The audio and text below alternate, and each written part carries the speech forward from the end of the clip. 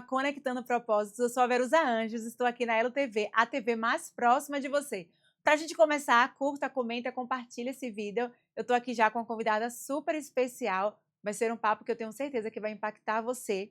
Mas a gente vai para um breve comercial e a gente já volta, fica aí. Enquanto o mundo acelera, os grandes líderes escolhem onde pousar o olhar.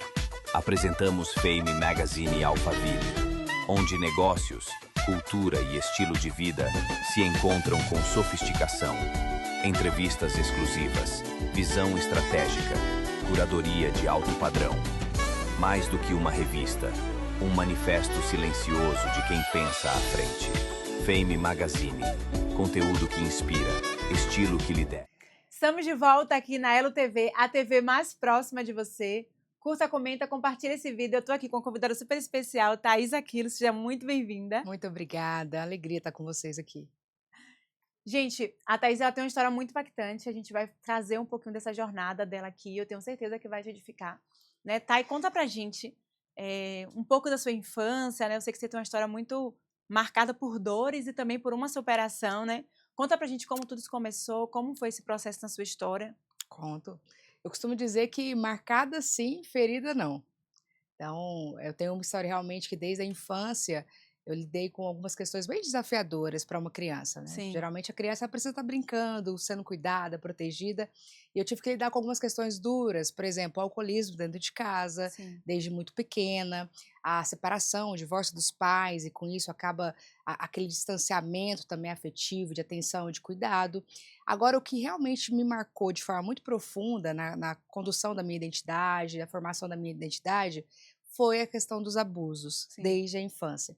Então, ali por volta dos 4, 5 anos de idade, eu já comecei a lidar com essa realidade muito, muito difícil, né? E, então, assim, esse é o foco onde eu trabalho, onde eu falo essa questão dessa marca que ficou em mim, Sim. né? Que foram muitos anos de silêncio, eu demorei para entender que aquilo que acontecia comigo era errado, e quando realmente caiu a ficha, quando eu realmente entendi, comecei meu processo de cura para cuidar daquelas emoções que estavam aqui dentro perdidas, digamos assim, aí as coisas foram ficando mais claras. Quando me fortaleci, acabei usando essa dor como algo realmente como uma força para ajudar outras pessoas também. Entendo. Não sei se você pode trazer esse contexto pra gente, mas foi de alguém muito próximo, né? Foi algo. Como foi esse seu processo, né? Eu acho que, infelizmente, muitas pessoas também vivenciam, né? Muitas mulheres às vezes vivenciam essa questão. Talvez alguém que esteja aí te assistindo vivenciou isso. E conta assim um pouco o que você puder falar nesse sentido. E como foi esse processo também de superação, né? Eu tenho certeza que não foi algo simples, né? Uhum. É uma marca muito profunda, como você falou, né? Que é gerada realmente. E como foi esse processo? Como foi para você se reerguer? Como foi? Você falou que identificou, né? Sim. Depois de um tempo, você foi perceber isso. Como foi quando você veio de frente com essa realidade de que aquilo não era uma coisa boa, né? Não era uma coisa positiva, você como criança se deparar com isso? Para mim, hoje, falar é um ato revolucionário, é um ato de cura também. Então, hoje eu tenho um privilégio realmente de abrir a minha voz, porque eu falo que o silêncio, ele me amordaçou por muitos anos, foram muitos anos. Não só a mim, como eu tenho certeza que outras pessoas que estão me ouvindo, tanto mulheres como homens também. Homens também são violados, né? E eu gosto de trazer sobre isso porque com a minha situação começou com um primo, né, dentro de casa, com alguém da família, alguém que eu brincava junto, que me protegia, que a gente comia junto, estava ali sempre junto, e isso acabou até se tornando muito confuso para mim, sabe, Verusca? Porque era algo que era estranho, que era ruim, não podia falar com ninguém, era algo escondido, e ao mesmo tempo era de alguém que eu amava, era de alguém que convivia comigo. E mais para frente, na vida adulta, já quando eu comecei a entender um pouco mais sobre esse assunto, eu vi que é muito mais comum, não digo normal, do que a gente imagina. A maior parte dos casos são por pessoas realmente dentro de casa, ou que têm acesso à família. A gente fala hoje como um termo mais profissional, a violência sexual, mas quando se fala o termo violência, nos aparenta ser algo muito agressivo ou que envolva uma força, mas nem sempre é. E isso acaba também tornando muito difícil para a pessoa que passa, para a vítima. Então, no meu caso, foi com alguém próximo, não foi apenas com o primo, porque hoje eu entendo o seguinte, me parece que existe realmente um perfil de crianças que geralmente são mais suscetíveis a serem violadas. E aí, até assistindo algumas entrevistas de pessoas que foram julgadas como pedófilos e tudo mais, eles contavam como que eles escolhiam as vítimas. E hoje eu entendo que uma criança desprotegida, uma criança que não tem um afeto dentro de casa, uma validação da sua identidade, uma criança que não é amada, tocada de uma forma saudável, geralmente ela fica mais desprotegida.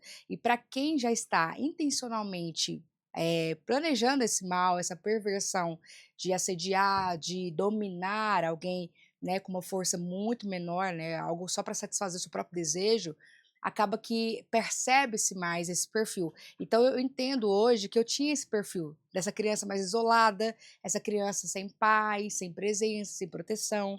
E então eu percebo que isso realmente foi algo que me acompanhou. Então na infância foi com meu primo, durou bastante tempo. Nunca falei, nunca consegui falar, me sentia culpada também, isso foi uma questão muito desafiadora para mim, a gente pode falar até um pouquinho mais sobre essa questão da culpa, mesmo sendo uma criança, mesmo sendo a vítima, eu carreguei essa culpa por muito tempo, como se eu tivesse provocado, como de alguma forma eu tivesse parte naquilo, Sim. né? Mas também na adolescência ainda não, 8, 9 anos de idade, eu fui abusada por mulheres também, até que quebra um tabu, a gente acha que geralmente, claro, a maior parte são homens, mas a gente não pode deixar apenas um estereótipo nesse sentido, porque mulheres também abusam, né? Então eu também tive essa situação.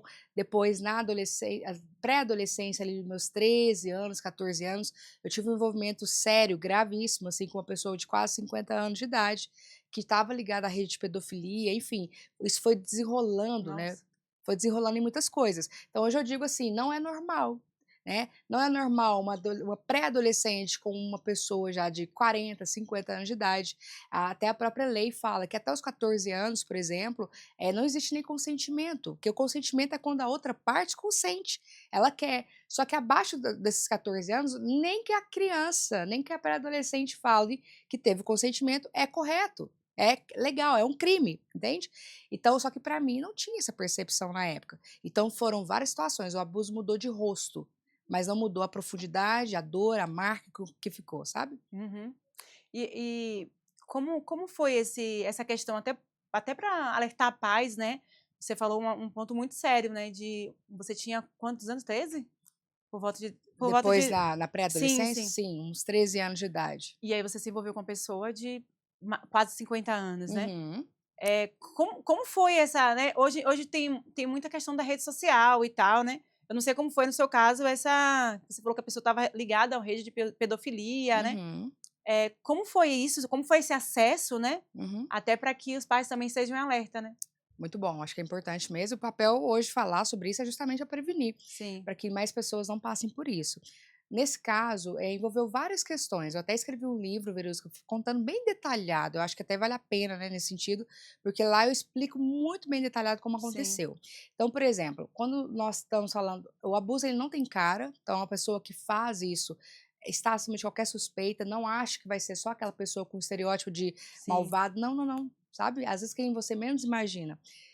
Então, e outra coisa, a questão de classe social também, isso não diz nada, tá? Então acontece em várias realidades, em todas as realidades. No meu caso, a questão econômica contou muito, né? Minha família sempre foi muito pobre, sempre foi muito assim, de depender e tudo mais, de ajuda e tal. E nesse caso era um patrão da minha mãe, né? E aí, com isso, tinha toda aquela subserviência, sabe? Aquela Sim. coisa do o patrão que tem dinheiro e a gente que tem que sempre obedecer a algo. E eu vejo que isso, de alguma forma, também me deixou vulnerável, né? Então, só para contextualizar como que foi a primeira vez, né? Que eu acho que é importante até para você que está do outro lado, às vezes identificar, poxa, então, peraí, tem um sinal de alerta aí, né? Se está Sim. acontecendo algo parecido. Eu lembro que eu fui fazer uma faxina para minha mãe. Minha mãe é diarista, ela trabalha, né, fazendo faxinas até hoje, né? E em uma dessas situações ela não podia ir.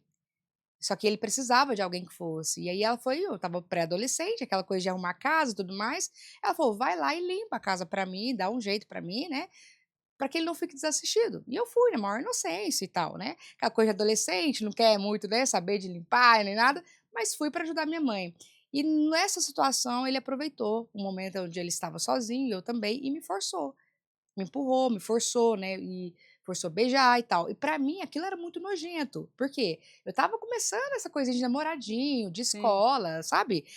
e quando eu olhava para ele, eu tinha um respeito, era o patrão da minha mãe. Só que tinha toda aquela coisa do respeito que eu falo hoje de classe mesmo, Sim. econômica, de diferença, de inferioridade, sabe? Então, isso também fez com que o silêncio me acompanhasse. Como que eu ia falar para minha família que o patrão, Sim. sabe, aquele que era idolatrado, aquele que era o, sabe? Então, aquilo eu acabei guardando. Só que o que que aconteceu? Ele usou dessa questão do dinheiro para me seduzir. Para além de garantir o meu silêncio, ele começou a me comprar, me proporcionando coisas que minha família não tinha condições de me proporcionar. Até eu começar a aceitar a ideia. Por quê? Eu sei que a gente tem pouco tempo para poder explanar, né? Então, talvez vai ficar alguma coisa meio que sem conexão, mas eu até explico mais sobre isso no livro. Mas, por exemplo, desde a infância, essa falta de pai fez com que eu buscasse inconscientemente um pai. Então, de alguma forma, mesmo que não consensual, mesmo que de forma ruim a princípio, depois com essa sedução, esses benefícios que ele começou a me oferecer, eu comecei a considerar essa ideia. Por quê? Eu estava à procura de alguém para me proteger, eu estava à procura de alguém para poder cuidar, e aí ele acabou se tornando essa figura, entende? E isso acontece muito nos abusos também. Por quê? Uma das coisas, nem sempre acontece só na dor. Às vezes, até por nós sermos seres sexuais, eu sei que parece estranho, mas isso tem estudos que apontam isso. Nós somos sexuais, desde a criança também tem sexualidade. É diferente de erotização, é diferente de sexo, mas a criança tem também. Então, às vezes, pode envolver o prazer. Por quê? Porque a sexualidade tem a ver com toque, tem a ver com cheiro, entende? Tudo isso está envolvido. Então, em algumas situações, como eu cheguei em alguns casos, senti prazer. Mas por quê? Porque queria uma questão sexual? Não, porque eu estava sendo estimulada de uma forma precoce, e isso fez com que, de alguma maneira, desencadeasse várias questões. Então, lá na frente, eu acabei cedendo. Por quê? Porque aquela falta, aquela escassez, aquela pobreza, tudo aquilo fez com que eu aceitasse, de alguma maneira, o bônus. Porque era como se fosse assim, antes eu não tinha nenhum benefício, era só a dor. Agora, eu já não tinha nenhuma ligação com o meu corpo, com a minha imagem, com o meu valor. Eu não tinha amor próprio, eu não tinha identidade, eu não tinha voz, eu não podia falar não, ninguém me respeitava, só chegava e usava. Então, para mim, eu não era nada, sabe? Essa identidade para mim era muito fraca. Eu não tinha poder de escolha, eu não tinha poder. Você entende? Era tudo era inferior, tudo era aceita, calada. Você não Guarda tem isso. direito de falar, Não né? tenho direito nem sobre o meu próprio corpo, não tenho direito de falar, não tenho direito de não aceitar algo que eu não quero, que me incomoda, que me traz dor. Eu não tinha direito de nada. Então, isso para mim deixou uma marca muito profunda, Verusca, na minha identidade. Por quê? Porque eu cresci sem estrutura nenhuma de validação, de amor próprio, de valor. Eu comecei a me vestir de forma muito largada, com roupas feias, com roupas largadas. Por quê? Porque eu não queria que aquilo acentuasse meu corpo. Eu não queria chamar atenção. Era a sua proteção, né? Era a minha proteção, ficar feia. Fica feia e fica gorda. Foi o que eu arrumei, sabe? Come muito, fica gorda, a gente não fica atraente. Para mim, algo terrível que tinha era, por exemplo, passar em frente a uma obra, alguma coisa assim, e ter homens mexendo comigo de forma, sabe aquela forma assim, meio que parece um pedaço de carne passando Sim. assim? Então aquilo ali sempre me incomodou muito, né? Eu tenho até uma questão para falar sobre esse assunto. Eu já trouxe uma convidada aqui, eu não sei se você conhece, a Gleiane Gonzaga. Ainda não. Então, a gente trouxe ela aqui, a gente vai para um breve comercial e quando a gente voltar eu vou trazer esse ponto que casa muito com o que você falou e que ela é uma nutricionista emocional e é tão incrível como ela pega casos, realmente você trouxe a confirmação Legal. disso, de que outras pessoas também vivem a mesma coisa. A gente vai para um breve comercial e a gente já volta.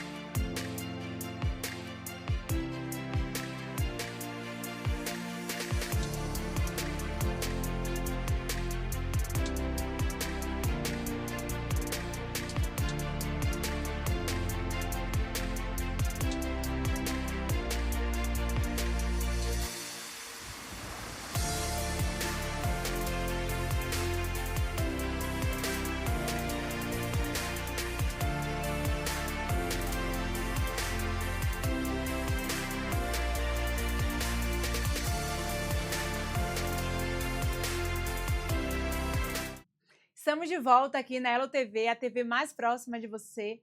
Continue aí curtindo, comentando, compartilhando esse vídeo.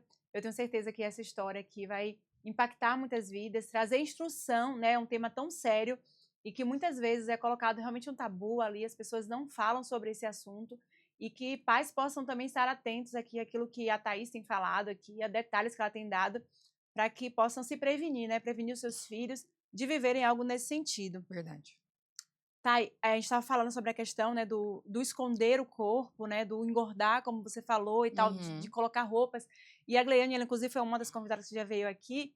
Ela tem um trabalho incrível nesse sentido e ela fala sobre isso, que muitas mulheres elas não conseguem, por exemplo, emagrecer, que ela pega casos que as mulheres não conseguem emagrecer por ser uma capa de proteção. Exato. Elas colocam para se proteger, para que elas não, o corpo dela não sejam mais vistos, né? Não sejam mais desejáveis. Elas acham que aquilo vai fazer com que elas não sejam mais desejadas e inibam esse acesso, né? É verdade. E assim, e não foi diferente comigo, eu acabei me escondendo atrás dessa capa de proteção. E ela sustentou por um tempo, mas chegou um momento na minha vida que, assim, era insustentável. Porque eu costumo dizer, Verusca, que é o seguinte, essa capa, essa armadura de proteção, seja de gordura ou qualquer outra forma que você coloque para se proteger por si mesmo, pelo seu próprio esforço, ela pode até te prevenir por um tempo, mas vai chegar uma hora que não. Por quê? Porque essa mesma proteção que impede de chegar dor, também impede de chegar amor. Sim. Então nós nos fechamos, endurecemos o nosso coração, deixamos de confiar. Eu poderia, por exemplo, até hoje... Eu acho que troca a dor, né, Thay? Eu acho que também troca a dor, né? Porque não é mais o que você não quer, né? Mais ser abusada, mas você gera outras dores internas em você, Por né? exemplo, não confiar em ninguém, sabe? Não ter relações de amizade profundas, sempre superficial. Eu tive várias consequências por causa do abuso, vários prejuízos, que talvez até hoje eu poderia estar refém disso se eu não tivesse tido um encontro de cura.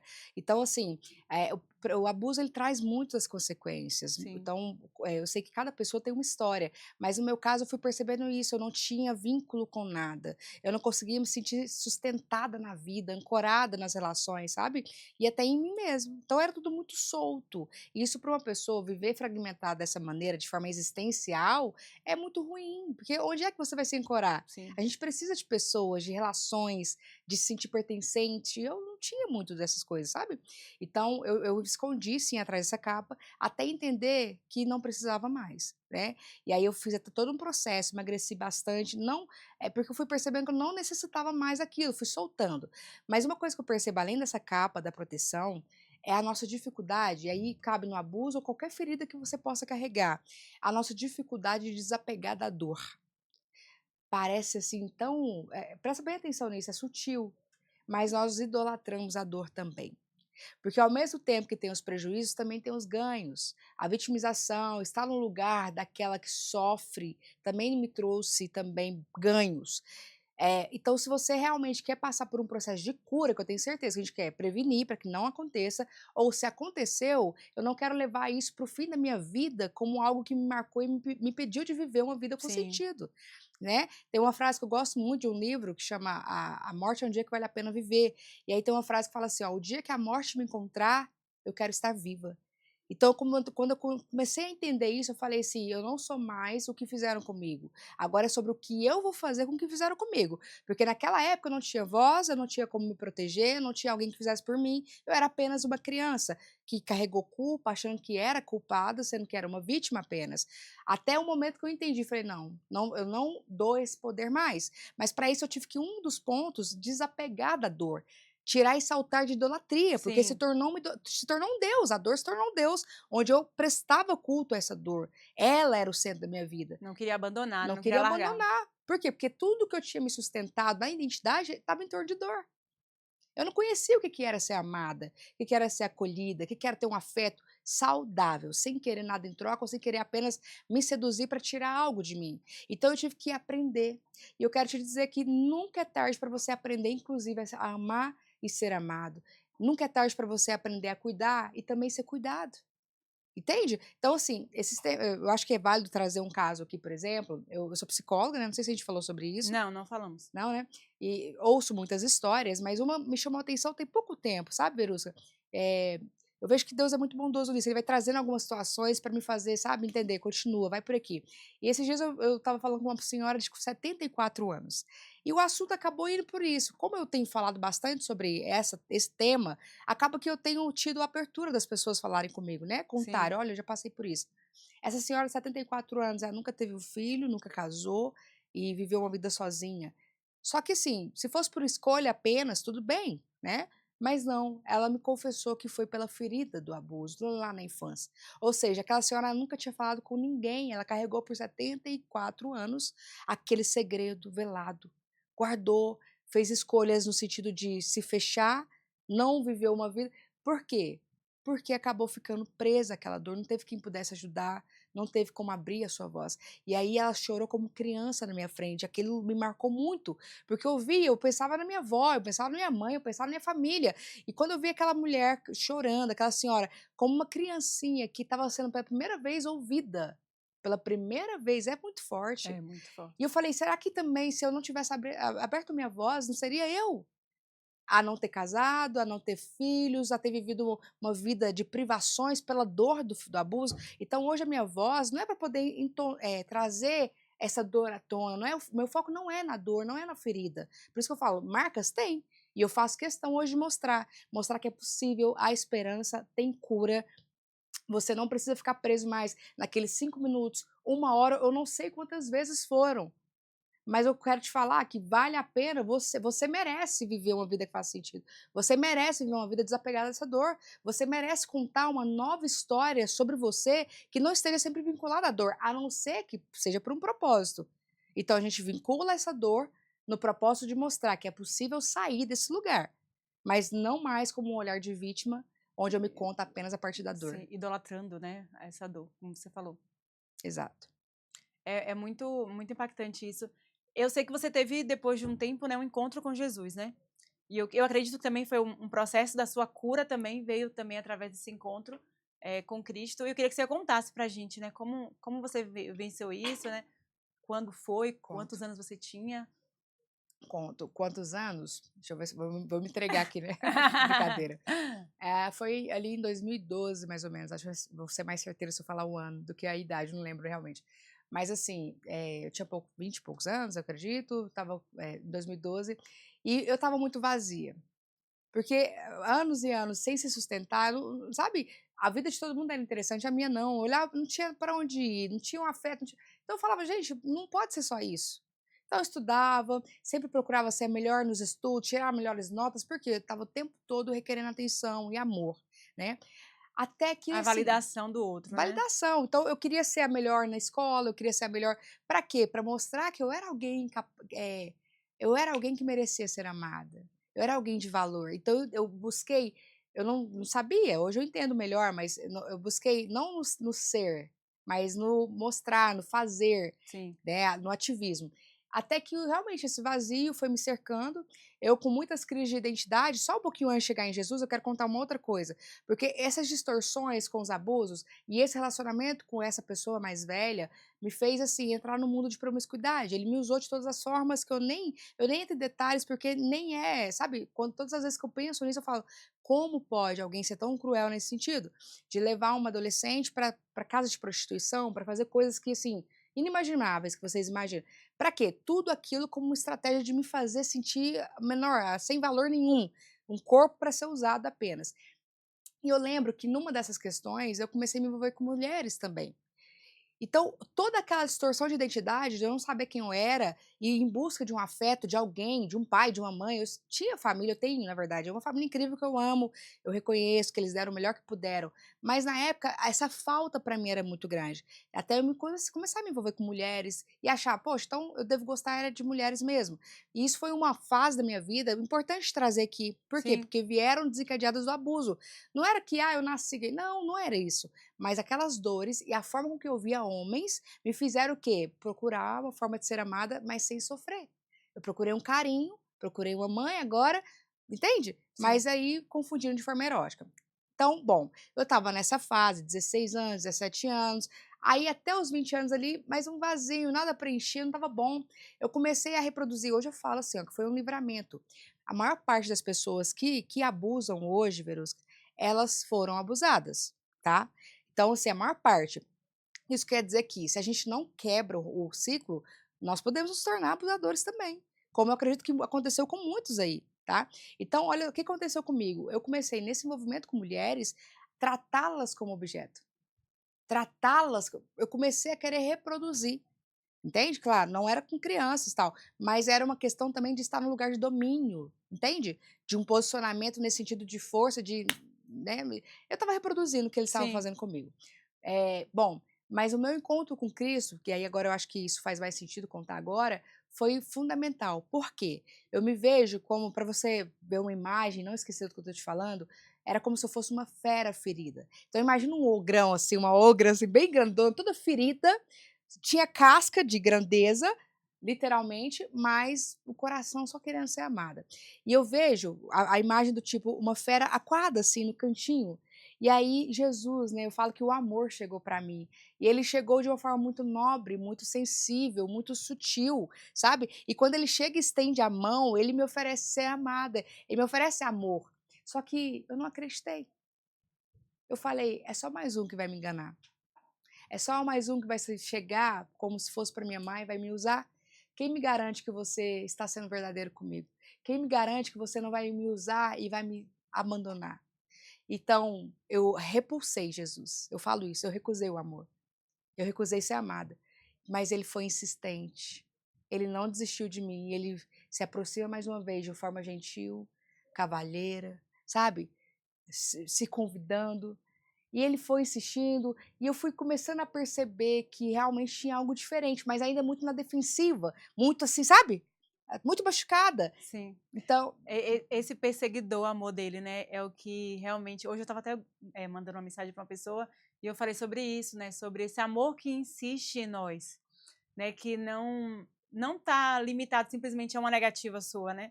Você diz que não quer e ele vai insistir porque ele nos ama, ele sabe o quanto muitas vezes você está ferido, o quanto muitas vezes você realmente não tem ideia, dimensão daquilo que é, né? Esse convite, é o verdade. que aceitar esse convite vai transformar a sua história, né? Então esse amor perseguidor dele é algo assim que quem encontra, né? Quando a gente se encontra com Jesus, a gente realmente é tomado por um amor que a gente nunca conheceu, né? É verdade. Gente, a gente vai para um breve comercial e a gente já volta. Enquanto o mundo acelera, os grandes líderes escolhem onde pousar o olhar. Apresentamos Fame Magazine Alphaville, onde negócios, cultura e estilo de vida se encontram com sofisticação. Entrevistas exclusivas, visão estratégica, curadoria de alto padrão. Mais do que uma revista, um manifesto silencioso de quem pensa à frente. Fame Magazine, conteúdo que inspira, estilo que lidera. Estamos de volta aqui na Elo TV, a TV mais próxima de você. Curta, comenta, compartilha esse vídeo. Eu quero aqui falar da ppn.group, né, a minha patrocinadora aqui do meu programa. Você que precisa de um buffet, né, algo de excelência, algo que possa realmente trazer para você um serviço de qualidade, eu quero te indicar que você possa procurar nas redes sociais ppn.group. Você que é aqui da região de São Paulo, região metropolitana, então busque, eu te indico, né, um trabalho de excelência, a equipe, todos os produtos, todas as coisas. E a gente vai voltar aqui para esse papo, né? A Thaís estava falando desse processo, desse encontro com Jesus, né, desse amor, né, que você primeiro rejeitou. Conta pra gente, continua contando pra gente. Hoje eu entendo o que é esse amor paciente, como você está falando, né? Então, ele realmente foi se aproximando e eu recusei. Estava muito ferida e a gente sabe que pessoas feridas ferem. Eu feri ele também, sabe? Eu realmente repulsei. Só que hoje eu entendo. Ele sabia, ele me conhecia, ele sabe exatamente o que eu precisava. E uma das coisas que eu perguntava muito quando os abusos aconteciam, Verus, que era assim, ó, onde estava Deus quando tudo aconteceu? Por que eu estava sozinho? E uma das coisas que ele me mostrou quando ele tentou se aproximar de mim foi: eu sempre estive ali. E doeu em mim também. E aí eu comecei a lembrar que em alguns momentos que eu buscava usar a minha imaginação para que aquilo acabasse logo, sabe? Eu levava a minha mente para alguns brinquedos na parede. Eu lembro que na cena, no quarto onde as coisas aconteciam, eu lembro de brincar com os bonecos da imaginação. E tinha uns leõezinhos. Eu gosto de falar isso porque para trazer assim, a imagem para vocês. Tinha uns leõezinhos do Kinder Ovo, sabe, assim, aqueles da Sim. época, assim, anos 90 e tal. E eu lembro que eu ficava olhando para aqueles leãozinhos e brincando com eles. E aí ele me trouxe essa imagem. Ele é o leão, né? E aquilo era como se fosse a presença dele comigo, do tipo, suporta, eu sei que tá doendo em mim, mas isso tudo vai servir, um dia você vai entender que vai ser muito maior. Então, bom, eu aceitei esse amor. Teve um dia que eu realmente me abri e falei, deixa eu ver como é que vai ser isso. Então ele começou realmente a transformar toda a minha história. E aí mas antes disso eu tive que falar pra ele, pode me amar, porque ele não invadiu, ele realmente foi convidativo. E aí eu falei, pode me amar. Foi muito difícil, não foi fácil, mas eu comecei a ser ministrada nessa palavra, eu comecei a ter amizades saudáveis, os ambientes contam muito, eu tive que sair dos ambientes que eu estava, que só deturpava ainda mais a minha identidade, só me fazia me sentir ainda mais sem valor. Então o ambiente mudou muito, eu comecei a estar em ambiente de pessoas que eram amorosas, pessoas que me revelavam um amor prático. Eu nunca fui muito assim, de essa coisa do só falar, né? Eu não queria só da boca pra fora, eu precisava que alguém me amasse de verdade e me amasse sem querer algo em troca, um amor incondicional. Aí eu entendi o amor incondicional. E também conhecendo esse amor incondicional, eu comecei a amar o meu pai de forma incondicional, entendendo, sabe, que mesmo o Sim. abandono, a bebida, né? Meu pai faleceu com 49 anos de cirrose, então sempre foi a bebida em primeiro lugar, sabe? Isso foi uma perda muito grande que nós tivemos. Mas eu comecei a perdoar, perdoei minha mãe, perdoei por estar sozinha, entre aspas, né, desprotegida. Então esse amor chegou. Só que eu entendi o seguinte, foi um processo, foi, sabe, precisou de tempo. Eu levei 10 anos, desde o momento que eu comecei a ter consciência dos abusos, participei de tudo que você imaginar, tudo de imersão, encontro com Deus, tudo que tinha, eu me lancei, eu queria que aquela dor saísse de mim. E hoje eu vejo que isso é um passo importante, a gente precisa querer ser curado. Eu não sei como, eu não sabia como, eu não sabia nem quanto tempo. Eu acho que se eu soubesse quanto tempo levaria, eu teria desistido lá. É Sabe? verdade. O processo, né? Se eu O soubesse tudo que eu processo. ia passar, eu acho que eu não teria aceitado. Por isso que ele foi me levando gradativamente, mostrando o próximo passo, só isso. É. Mas eu fui me lançando, eu precisei me entregar. Só que só para fechar essa parte, eu ainda tinha dificuldade de receber amor das pessoas, de ser tocada. O toque para mim ainda era um sinônimo de dor, era um sinônimo de aproveitamento, ou algo nesse sentido. E Jesus me ofereceu o toque dele. Só que era um toque diferente também, era um toque que transformava, fazia nova todas as coisas. Hoje eu entendo, mas na época não. E aí, o que aconteceu um dia? Eu já no processo, já conhecia a Cristo, mas mesmo estando dentro da igreja, conhecendo a Cristo e tudo mais, eu ainda tinha dificuldade, era superficial. Ainda, sabe, não me era Sim. reservada demais. Aí teve um momento que ele teve um encontro comigo de falar assim: "Hoje eu vou curar em você essa culpa". Eu já palestrava, eu já tinha feito psicologia, não tem muito tempo isso. Mas lá no meu íntimo, eu ainda me sentia culpada. E aí teve um dia que teve um momento eu e ele. E eu falava: "Pai, por que que eu ainda me sinto culpada?". Primeiro que eu demorei a chamar Deus de pai, até eu entender esse lugar de paternidade, ser curada. Então foram processos, eu tive que ser curada em muita coisa, na minha sexualidade, entende? Entender muitas coisas. Mas nesse dia específico, ele falou comigo sobre a culpa. E ele foi me livrando, me limpando dessa culpa. E aí nesse dia, foi a primeira vez que eu consegui falar assim, ó: "Pai, pode me tocar. Eu me deixo ser tocada por ti".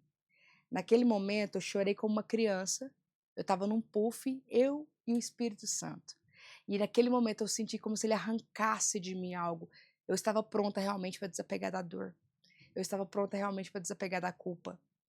E desde aquele dia, eu mudei o nome do meu livro, que era outro nome. Naquele dia me marcou tanto isso, que eu coloquei, pode me tocar.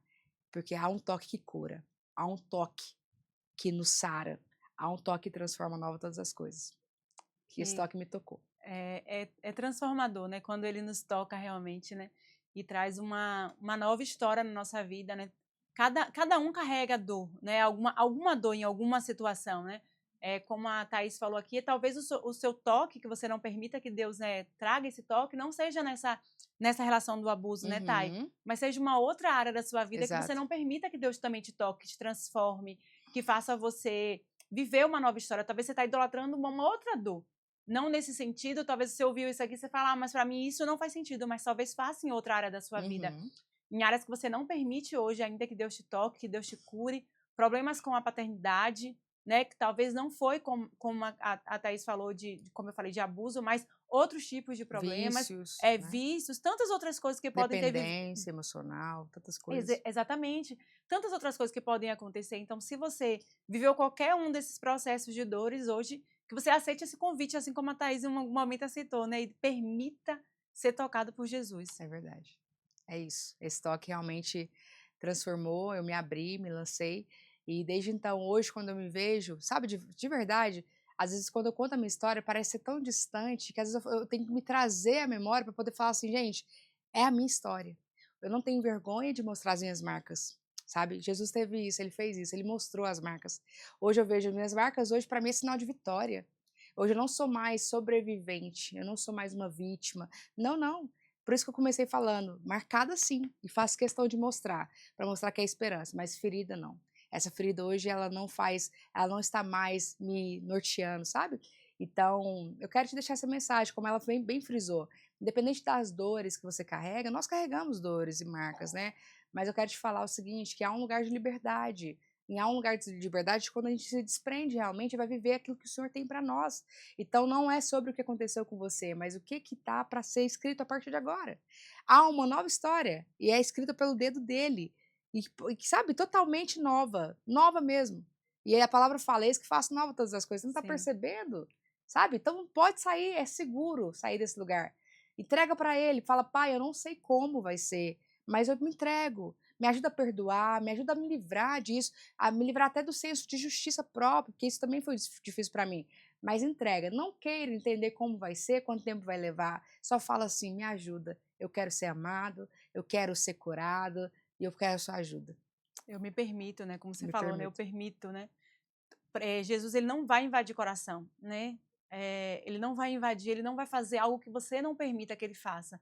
A transformação com Jesus, ela precisa partir da nossa disposição, né? Verdade. Em desejar realmente, em querer ser transformado. Então, hoje, talvez, você precisa dar esse passo de desejar a cura, de se abrir. Pedir ajuda.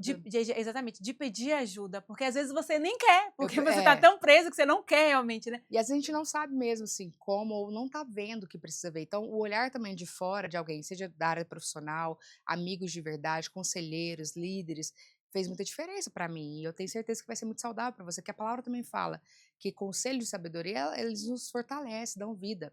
Agora, uma coisa também que eu quero até trazer para esse fechamento, mas que eu acho que é importante, sabe? Sim. Eu lembro que lá, quando a dor tava latejando, tava doendo, as pessoas falavam para mim assim, olha, essa dor vai servir para testemunho, vai servir para propósito, mas naquela época eu não queria saber de propósito, eu não queria saber de ajudar outras pessoas, eu queria saber de me curar, tava doendo em mim. E aí tem uma frase que eu gosto muito também, que é, dor que não sangra, dói em dobro. Sabe? Então, às vezes as pessoas ficam mensurando dores, dividindo, comparando dores, e, mas foi só isso, mas nem houve aquilo. Gente, dói. Só quem passou por algo sabe. Então, naquela época eu falava assim, não, eu não quero saber de ajudar outras pessoas, que a sua história vai ser testemunho. Sabe? Eu só queria me curar.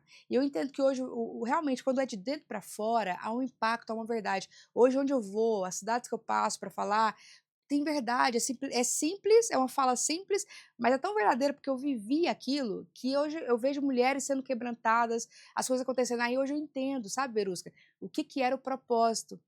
Então, passar pelo caminho da cura, inevitavelmente vai fazer com que a sua vida seja inspiração, seja esperança para alguém. E isso a gente está contribuindo para que agora outras pessoas também saiam do lugar da dor, saia daquele buraco que um dia nós estivemos.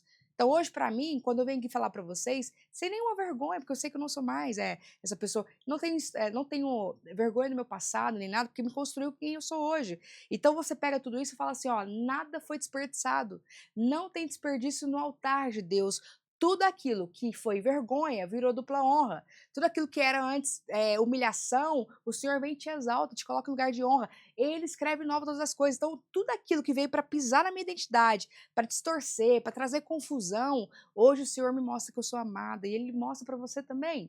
Entende? Então, tudo é ressignificado, tudo, tudo, tudo. Nunca é tarde. Então, se você tem 70, 50, 10, 20 anos, eu quero te falar também isso. Nunca é tarde, pode começar hoje o seu processo. Apenas abre o seu coração.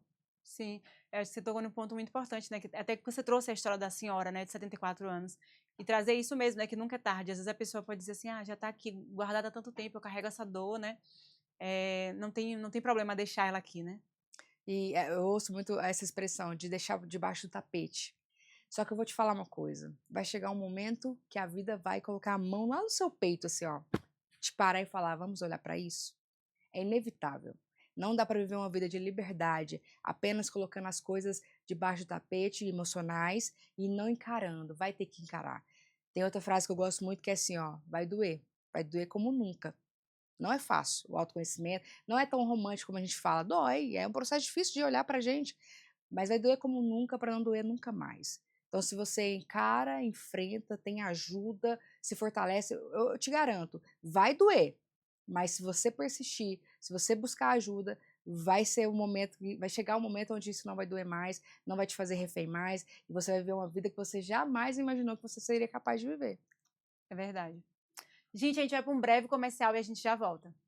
Enquanto o mundo acelera, os grandes líderes escolhem onde pousar o olhar. Apresentamos Fame Magazine Alphaville, onde negócios, cultura e estilo de vida se encontram com sofisticação. Entrevistas exclusivas, visão estratégica, curadoria de alto padrão. Mais do que uma revista, um manifesto silencioso de quem pensa à frente. Fame Magazine, conteúdo que inspira, estilo que lidera. Estamos de volta aqui na Elo TV, a TV mais próxima de você. Curta, comenta, compartilha aqui esse vídeo. A gente está chegando ao fim, né? Foi um papo tão bom assim de instrução, né? De ver um processo de transformação na sua vida e ver o quanto Jesus ele transforma a história. Eu sempre falo aqui que a gente é muito impactado por cada história que chega aqui, né? Cada um com uma marca, uma situação, mas todos tocados e transformados por Jesus e vivendo uma nova história. Lindo.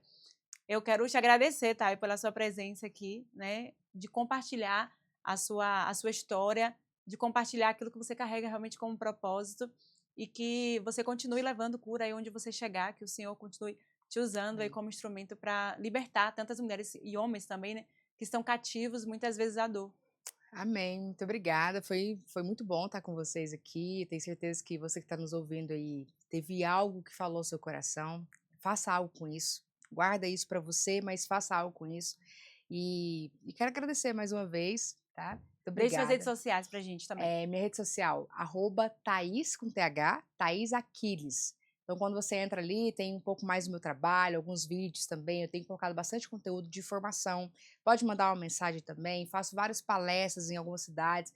Você pode também participar, a gente pode se encontrar pessoalmente. Pode convidar também para fazer palestra, né? Pode convidar, às vezes você, ou na sua igreja, ou em algum grupo. Ah, eu tenho um grupo de mulheres, tem um evento com mulheres, ou a minha fala hoje é mais para mulheres, mas Sim. tem homens que procuram. A Upaterapia, enfim, se tem algo que falou com você, daquilo que eu carrego, que faz sentido, a gente ter esse contato, fique à vontade, me chama, Thaís Aquiles. E também eu quero até anunciar, né, que em breve meu livro vai estar aí. Sim. O livro Pode Me Tocar, e vai ser um prazer também poder autografar e você ter acesso a essa história com mais detalhes. Sim. Isso aí. Verdade. Segue as redes sociais da Thaís, gente. Acompanhe esse processo desse livro. Eu sou super amante de livro, né? Então, eu super indico realmente que vocês possam ler. Ler é transformador, né? Você adentrar na história da pessoa através da escrita, da leitura. É uma experiência muito marcante, realmente. Então, eu super indico aí que você possa seguir a Thaís nas redes sociais, acompanhar esse trabalho e também acompanhar esse processo do lançamento do livro dela, adquirir o livro. Eu quero aproveitar, a gente até falou sobre paternidade aqui, e eu quero pontuar que eu abri, inclusive, um grupo, né, uma comunidade que se chama Herdeiros do Pai. É uma fala que Deus tem colocado muito no meu coração. Muitas pessoas têm enxergado para mim, e você falou, né, com a dificuldade que você tinha que enxergar Deus de pai. Uhum. E muitas pessoas têm essa dificuldade de enxergar Deus como pai, seja por marcas da história de vida, né, a maioria das vezes o diabo ele usa isso muito como estratégia para que as pessoas não consigam se relacionar com Deus como pai. Verdade. E você não vai viver na plenitude de filho e desfrutar de tudo que Deus tem para você. Então, algumas pessoas chegaram para mim com várias questões e isso começou a nascer no meu coração realmente. Que lindo isso. De ajudar pessoas a se enxergar como de fato elas são filhos, né? Filhos de Deus. Então, se você quer entrar nesse grupo, tá lá no link da minha bio. É um grupo de WhatsApp, é uma comunidade que é Herdeiros do Pai. Será muito bem-vindo lá você. E eu quero agradecer a você aqui por estar mais um dia comigo, mais uma sexta-feira. E você já sabe que toda sexta-feira, às 16 horas, nós temos um encontro marcado.